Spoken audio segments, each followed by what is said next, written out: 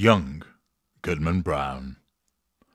Young Goodman Brown came forth at sunset into the street of Salem village, but put his head back after crossing the threshold to exchange a parting kiss with his young wife. And Faith, as the wife was aptly named, thrust her own pretty head into the street, letting the wind play with the pink ribbons of her cap, while she called to Goodman Brown. "Dearest heart," whispered she, softly and rather sadly, when her lips were close to his ear, "prithee, put off your journey until sunrise, and sleep in your own bed tonight. A lone woman is troubled with such dreams and such thoughts that she's afeard of herself sometimes. Pray, tarry with me this night, dear husband, of all nights in the year." "My love and my faith," replied young Goodman Brown, "of all nights in the year, this one night I must tarry away from thee. My journey, as thou call'st it, forth and back again, must needs be done twixt now and sunrise. What, my sweet, pretty wife, dost thou doubt me already, and we but 3 months married?" "Then God bless you," said Faith with the pink ribbons, "and may you find all well when you come back." "Amen," cried Goodman Brown. "Say thy prayers, dear Faith, and go to bed at dusk, and no harm will come to thee." So they parted, and the young man pursued his way until, being about to turn the corner by the meeting house, he looked back and saw the head of Faith still peeping after him, with a melancholy air, in spite of her pink ribbons. "Poor little Faith," thought he, for his heart smote him.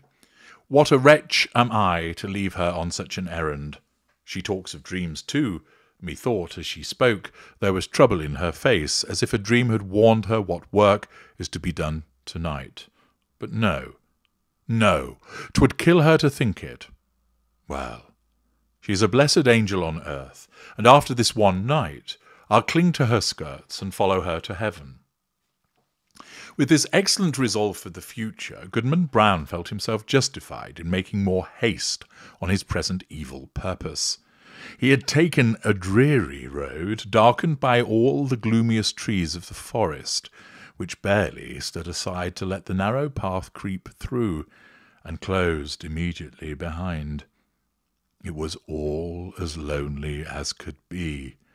And there is this peculiarity in such a solitude, that the traveller knows not who may be concealed by the innumerable trunks and the thick boughs overhead, so that with lonely footsteps he may yet be passing through an unseen multitude. "There may be a devilish Indian behind every tree," said Goodman Brown to himself, and he glanced fearfully behind him as he added, "What if the devil himself should be at my very elbow?" His head being turned back, he passed a crook of the road, and looking forward again, beheld the figure of a man in grave and decent attire, seated at the foot of an old tree. He arose at Goodman Brown's approach, and walked onward side by side with him. "You are late, Goodman Brown," said he. "The clock of the Old South was striking as I came through Boston, and that is full 15 minutes agone." "Faith kept me back a while," replied the young man, with a tremor in his voice, caused by the sudden appearance of his companion, though not wholly unexpected. It was now deep dusk in the forest, and deepest in that part of it where these two were journeying. As nearly as could be discerned, the second traveller was about 50 years old, apparently in the same rank of life as Goodman Brown, and bearing a considerable resemblance to him, though perhaps more in expression than features. Still, they might have been taken for father and son. And yet, though the elder person was as simply clad as the younger, and as simple in manner too, he had an indescribable air of one who knew the world, and would not have felt abashed at the governor's dinner-table or in King William's court, were it possible that his affairs should call him thither. But the only thing about him that could be fixed upon as remarkable was his staff, which bore the likelihood of a great snake, a great black snake, so curiously wrought that it might also have been seen to twist and wriggle itself like a living serpent. This, of course, must have been an ocular deception assisted by the uncertain light. "Come, Goodman Brown," cried his fellow traveller, "this is a dull pace for the beginning of a journey. Take my staff, if you are so soon weary." "Friend," said the other, exchanging his slow pace for a full stop, "having kept covenant by meeting thee here, it is my purpose now to return whence I came. I have scruples touching the matter thou wotst of." "Sayest thou so?" replied he of the serpent, smiling apart. "Let us walk on, nevertheless, reasoning as we go, and if I convince thee not, thou shalt turn back. We are but a little way in the forest yet." "Too far, too far!" exclaimed the Goodman, unconsciously resuming his walk. "My father never went into the woods on such an errand, nor his father before him. We have been a race of honest men and good Christians since the days of the martyrs, and shall I be the first of the name of Brown that ever took this path and kept—" "Such company thou wouldst say," observed the elder person, interrupting his pause. "Well said, Goodman Brown. I have been as well acquainted with your family as with ever a one among the Puritans, and that's no trifle to say. I helped your grandfather, the constable, when he lashed the Quaker woman so smartly through the streets of Salem, and it was I that brought your father a pitch-pine knot kindled at my own hearth to set fire to an Indian village in King Philip's War. They were my good friends both, and many a pleasant walk have we had along this path, and returned merrily after midnight. I would fain be friends with you for their sake." "If it be as thou sayest," replied Goodman Brown, "I marvel they never spoke of these matters. Or verily I marvel not, seeing that the least rumour of the sort would have driven them from New England.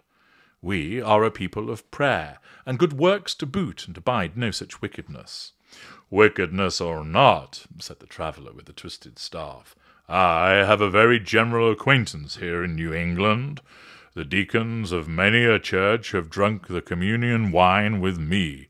The select men of divers towns make me their chairman, and I, a majority of the great and general court, are firm supporters of my interest.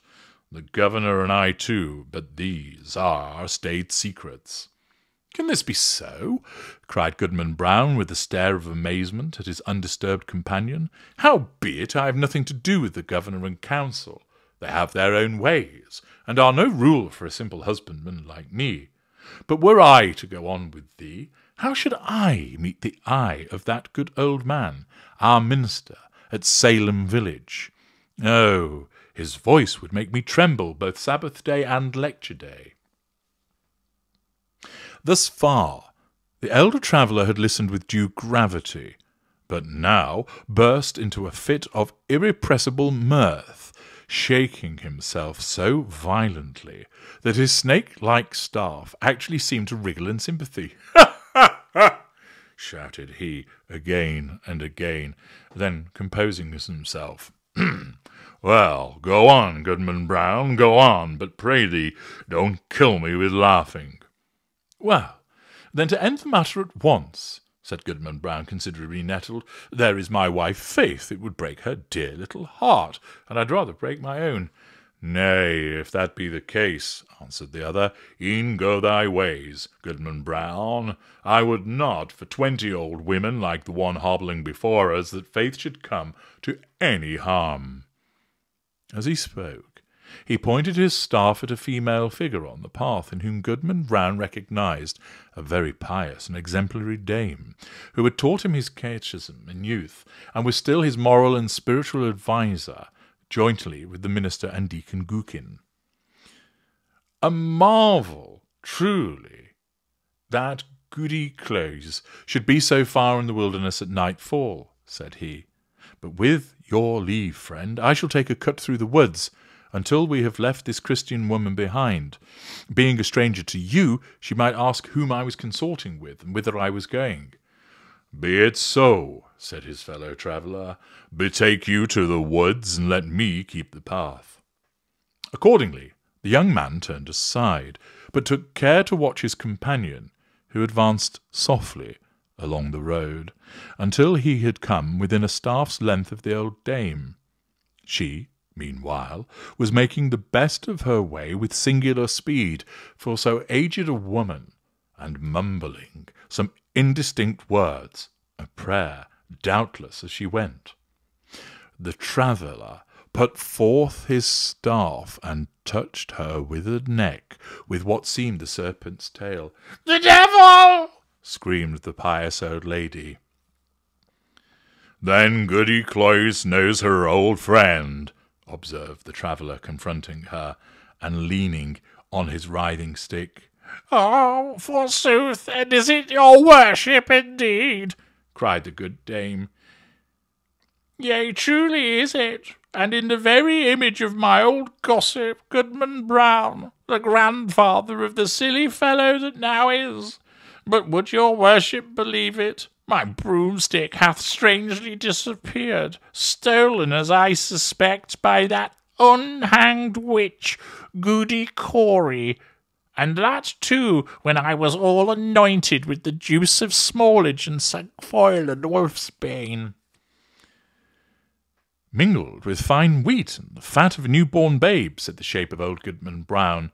"Ah, your worship knows the recipe," cried the old lady, cackling aloud. "So, as I was saying, being all ready for the meeting and no horse to ride on, I made up my mind to foot it, for they tell me there is a nice young man to be taken to communion tonight.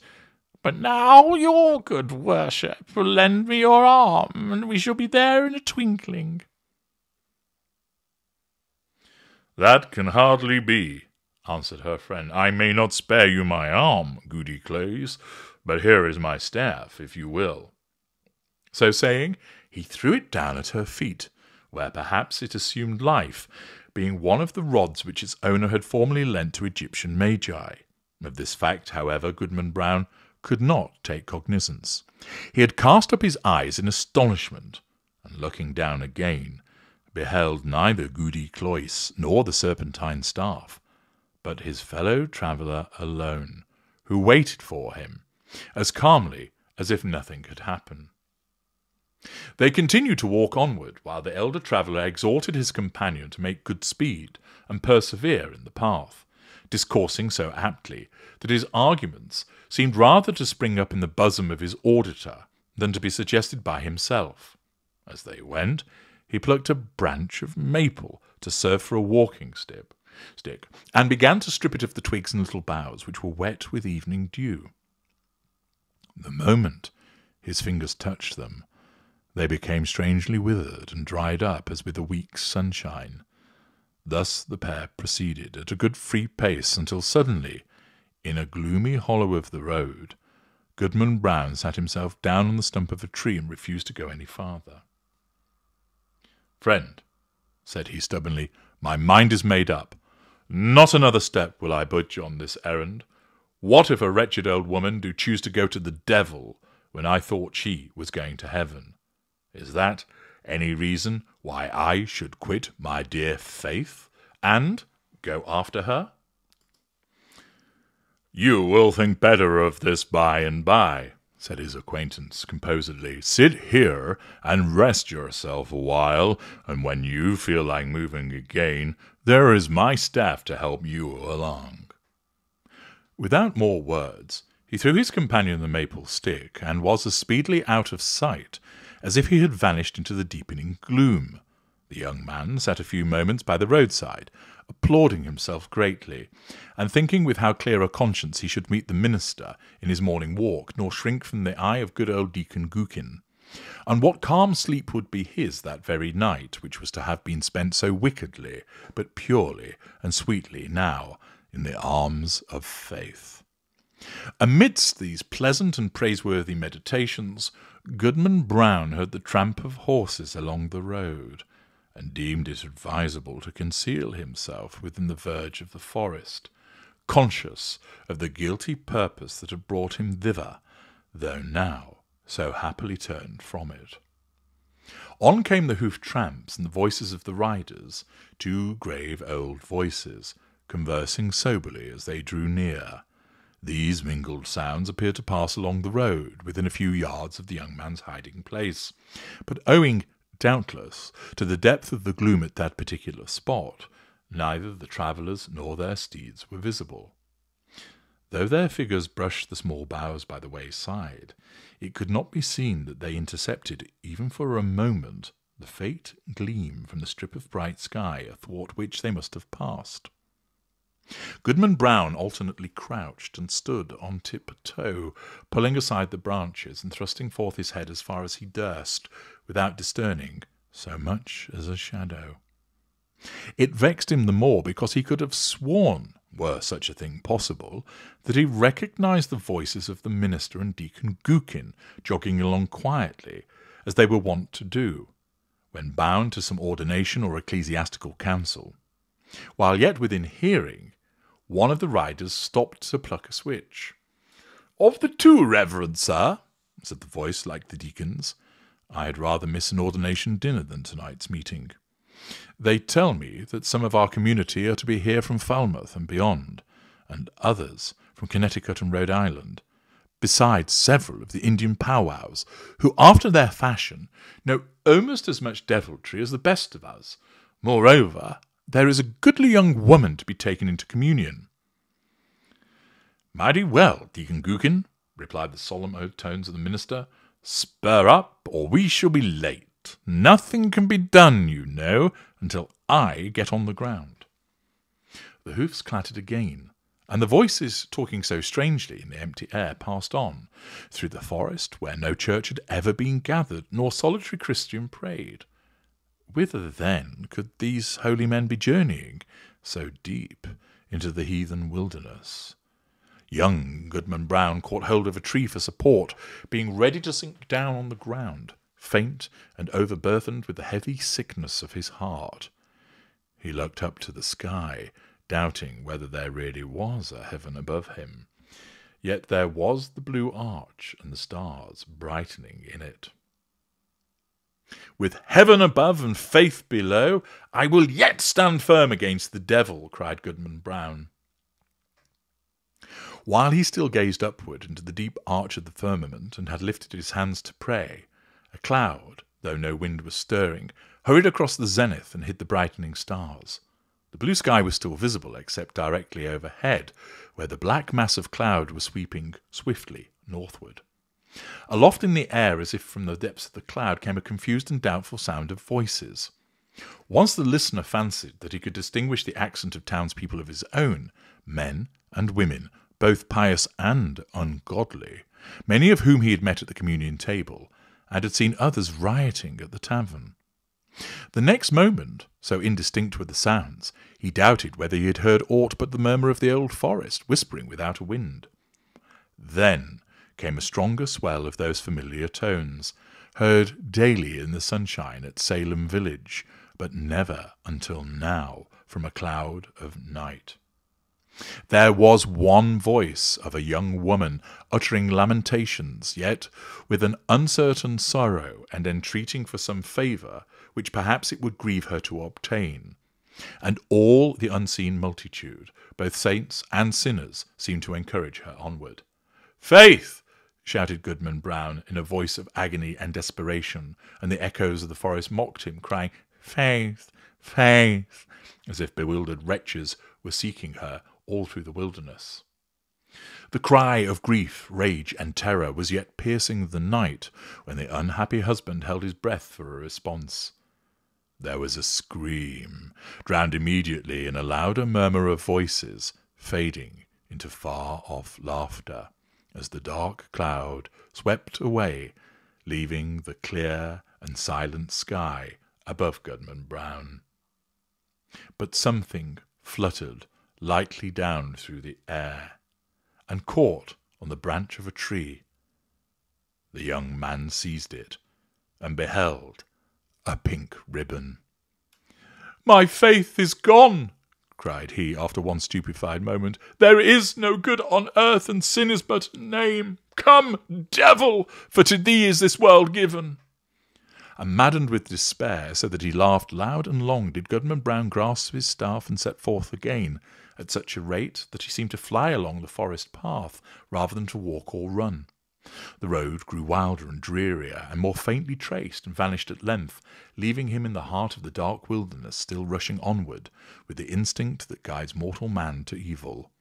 The whole forest was peopled with frightful sounds, the creaking of the trees, the howling of wild beasts, and the yell of Indians, while sometimes the wind tolled like a distant church bell, and sometimes gave a broad roar around the traveller, as if all nature were laughing him to scorn.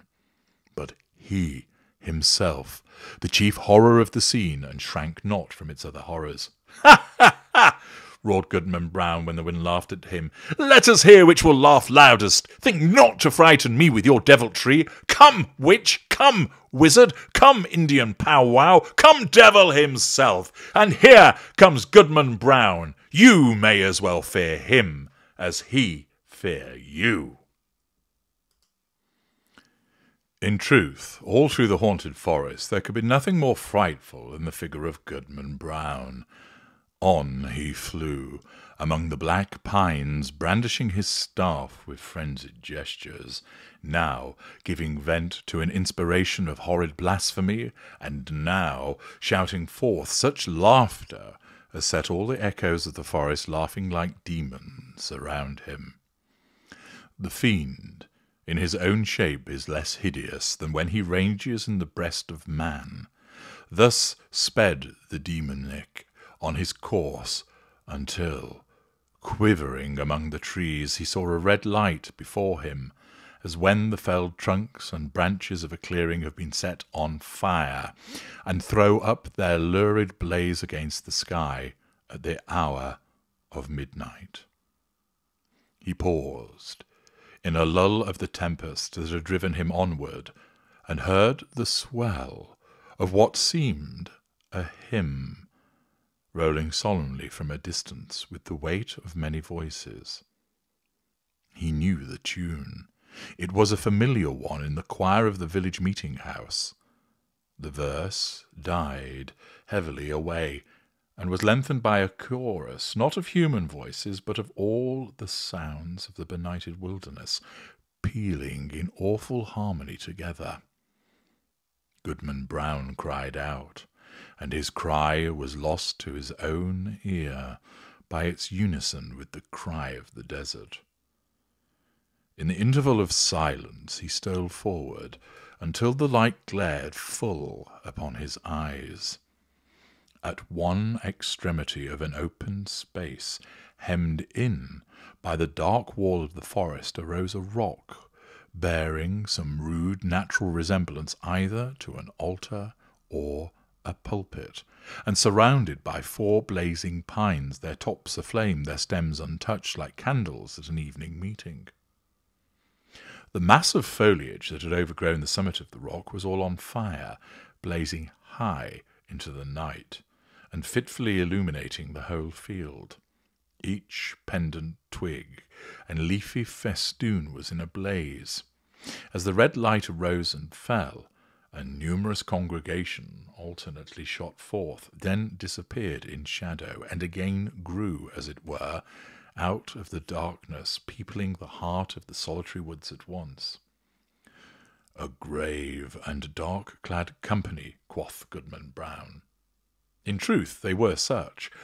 Among them, quivering to and fro between gloom and splendour, appeared faces that would be seen next day at the council board of the province, and others which, Sabbath after Sabbath, looked devoutly heavenward and benignly over the crowded pews from the holiest pulpits in the land. Some affirm that the lady of the governor was there. At least, there were high dames well known to her, and wives of honoured husbands, and widows, a great multitude, and ancient maidens, all of excellent repute, and fair young girls, who trembled lest their mothers should espy them. Either The sudden gleams of light flashing over the obscure field bedazzled Goodman Brown, or he recognised a score of the church members of Salem village, famous for their especial sanctity. Good old Deacon Gookin had arrived and waited at the skirts of that venerable saint, his reverend pastor. But irreverently consorting with these grave, reputable, and pious people, these elders of the church, these chaste dames and dewy virgins, there were men of dissolute lives and women of spotted fame, wretches given over to all mean and filthy vice, and suspected even of horrid crimes. It was strange to see that the good shrank not from the wicked, nor were the sinners abashed by the saints. Scattered also among their pale-faced enemies were the Indian priests or powwows, who had often scared their native forests with more hideous incantations than any known to English witchcraft. But where is faith? Thought Goodman Brown, and as hope came into her heart, he trembled. Another verse of the hymn arose, a slow and mournful strain such as the pious love, but joined to words which expressed all that our nature can conceive of sin and darkly hinted at far more. Unfathomable to mere mortals is the lore of fiends. Verse after verse was sung, and still the chorus of the desert swelled between, like the deepest tone of a mighty organ. And with the final peal of that dreadful anthem, there came a sound, as if the roaring wind, the rushing streams, the howling beasts, and every other voice of the unconverted wilderness were mingling and according with the voice of guilty man, in homage to the Prince of all. The 4 blazing pines threw up a loftier flame, and obscurely discovered shapes and visages of horror on the smoke wreaths above the impious assembly. At the same moment, the fire on the rock shot redly forth and formed a glowing arch above its base, where now appeared a figure. With reverence be it spoken, the figure bore no slight similitude, both in garb and manner, to some grave divine of the New England churches. "Bring forth the converts," cried a voice that echoed through the field and rolled into the forest. At the word, Goodman Brown stepped forth from the shadow of the trees and approached the congregation, with whom he felt a loathful brotherhood, by the sympathy of all that was wicked in his heart. He could have well nigh sworn that the shape of his own dead father beckoned him to advance. Looking downward from a smoke wreath, while a woman, with dim features of despair, threw out her hand to warn him back, was it his mother? But he had no power to retreat one step, nor to resist, even in thought, when the minister and good old Deacon Gookin seized his arms and led him to the blazing rock. Thither came also the slender form of a veiled female, led between Goody Close and Martha Carrier, who had received the devil's promise to be queen of hell. A rampant hag was she, and there stood the proselytes beneath the canopy of fire. "Welcome, my children," said the dark figure, "to the communion of your race. Ye have found thus young your nature and your destiny. My children, look behind you." They turned, and flashing forth, as it were, in a sheet of flame, the fiend worshippers were seen. The smile of welcome gleamed darkly on every visage. "There," resumed the sable form, "are all whom ye have reverenced from youth. Ye deemed them holier than yourselves, and shrank from your own sin, contrasting it with their lives of righteousness and prayerful aspirations heavenward. Yet here are they all in my worshipping assembly. This night it shall be granted you to know their secret deeds, how hoary-bearded elders of the church have whispered wanton words to the young maids of their households, how many a woman eager for widow's weeds has given her husband a drink at bedtime, and let him sleep his last sleep in her bosom. How beardless youth have made haste to inherit their father's wealth, and how fair damsels, blush not, sweet ones, have dug little graves in the garden, and bidden me, the sole guest, to an infant's funeral. By the sympathy of your human hearts for sin, ye shall scent out all the places, whether in church, bedchamber, street, field, or forest, where crime has been committed, and shall exult to behold the whole earth one stain of guilt, one mighty blood spot.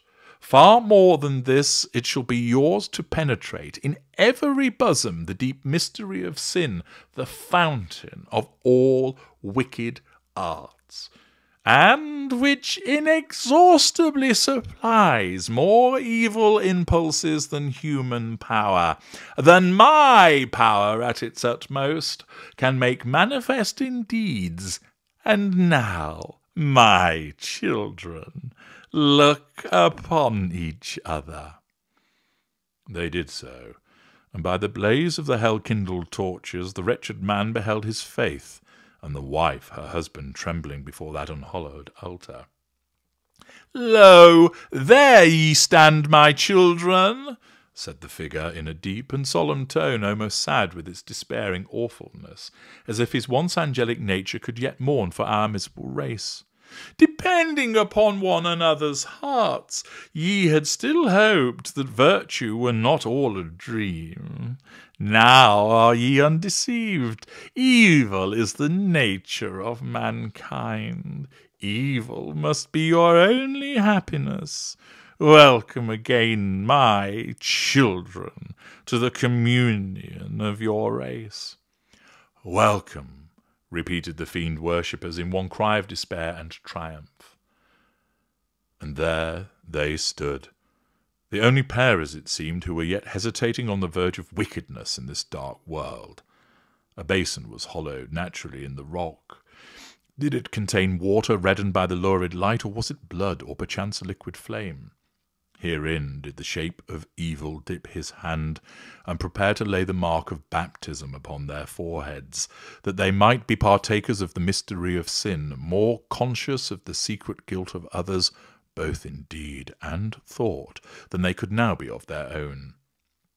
The husband cast one look at his pale wife, and faith at him. What polluted wretches would the next glance show them to each other, shuddering alike at what they disclosed and what they saw. "Faith, faith!" cried the husband. "Look up to heaven and resist the wicked one." Whether faith obeyed he knew not. Hardly had he spoken when he found himself amid calm night and solitude, listening to a roar of the wind which died heavily away through the forest. He staggered against the rock, and felt it chill and damp, while a hanging twig that had been all on fire besprinkled his cheek with the coldest dew. The next morning, young Goodman Brown came slowly into the street of Salem village, staring around him like a bewildered man. The good old minister was taking a walk along the graveyard to get an appetite for breakfast, and meditate his sermon, and bestowed a blessing as he passed on Goodman Brown. He shrank from the venerable saint as if to avoid an anathema. Old Deacon Gookin was at a domestic worship, and the holy words of his prayer were heard through the open window. "What God doth the wizard pray to?" quoth Goodman Brown. Goody Close, that excellent old Christian, stood in the early sunshine at her own lattice, talking to a girl who had brought her a pint of morning's milk. Goodman Brown snatched away the child as from the grasp of the fiend himself. Turning the corner by the meeting house, he spied the head of Faith with the pink ribbons gazing anxiously forth, and bursting into such joy at sight of him that she skipped along the street and almost kissed her husband before the whole village. But Goodman Brown looked sternly and sadly into her face and passed on without a greeting. Had Goodman Brown fallen asleep in the forest and only dreamed a wild dream of a witch meeting? Be it so if you will, but alas, it was a dream of evil omen for young Goodman Brown. A stern, a sad, a darkly meditative, a distrustful if not a desperate man did he become from the night of that fearful dream. On the Sabbath day, when the congregation were singing a holy psalm, he could not listen, because an anthem of sin rushed loudly upon his ear and drowned all the blessed strain. When the minister spoke from the pulpit with power and fervid eloquence, and with his hand on the open Bible, of the sacred truths of our religion, and of saint-like lives and triumphant deaths, and of future bliss or misery unutterable, then did Goodman Brown turn pale, dreading lest the roof should thunder down upon the grave blasphemer and his hearers. Often, awaking suddenly at midnight, he shrank from the bosom of faith, and at morning or eventide, when the family knelt down at prayer, he scowled and muttered to himself and gazed sternly at his wife and turned away. And when he had lived long, and was borne to his grave a hoary corpse, followed by Faith, an aged woman, and children and grandchildren, a goodly procession, besides neighbours not a few, they carved no hopeful verse upon his tombstone, for his dying hour was gloom.